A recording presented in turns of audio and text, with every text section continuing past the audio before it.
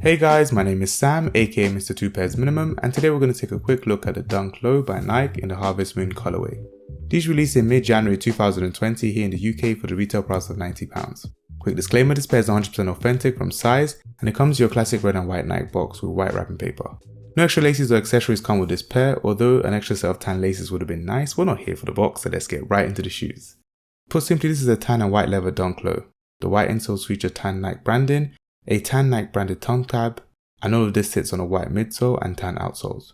To be honest, the leather quality isn't great, it's your standard Nike synthetic leather. These are a women's exclusive, so for my big foot guys, I'm sorry, I think these only go up to a UK 9.5 or US 10.5.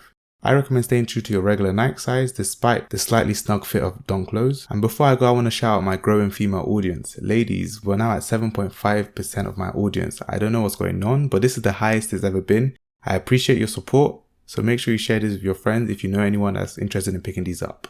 Make sure you like, subscribe, and drop me a follow if you enjoyed this video. Comment Harvest to show me you watched this video to the end. And while you're here, check out some of my other videos. It's at Samuel Sago on my social media links. Thanks for watching. Apart from that, have a good day.